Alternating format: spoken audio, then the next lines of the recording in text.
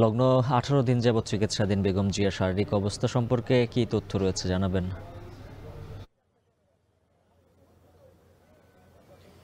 উজ্জ্বল, দেখুন, একটি মাল্টিডিসিপ্লিনারি বোর্ডের মাধ্যমে কিন্তু দেশি বিদেশি চিকিৎসকদের সমন্বয়ে পুরো চিকিৎসা ব্যবস্থা হচ্ছে।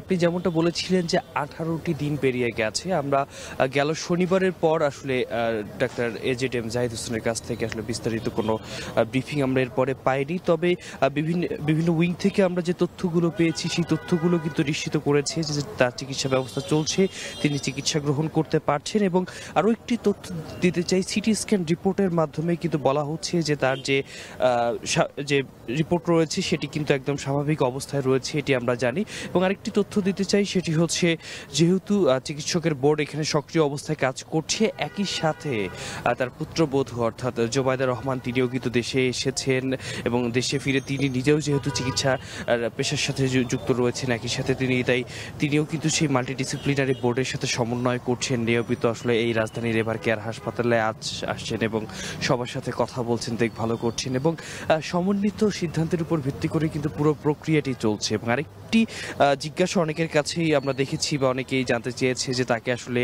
লন্ডনে নিয়ে যাওয়া হবে কিনা। এই বিষয়টি নিয়ে আসলে আমরা অফ এয়ারে এয়ারপোর্ট কর্তৃপক্ষের সাথে যোগাযোগ করার চেষ্টা করেছি এবং আমরা গেল পরশুদিন যেমনটা জেনেছিলাম যে আসলে জার্মান একটি এয়ারলাইন কোম্পানির কাছ থেকে আসলে তারা আবেদন করেছিল অনুমতি চেয়ে অবতরণের জন্য হজরত শাহজালাল আন্তর্জাতিক বিমানবন্দরে।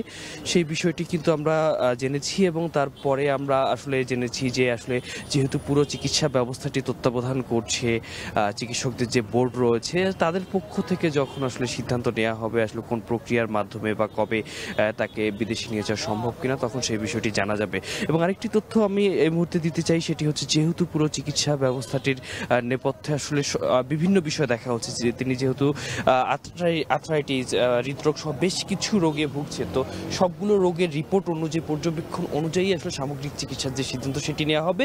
তবে পরবর্তীকালে যে ব্রিফিং করলে আমরা হয়তো আরো বিস্তারিতভাবে আপনাদেরকে জানাতে পারবো। তো এই ছিল আমার এখান থেকে সর্বশেষ। উজ্জ্বল।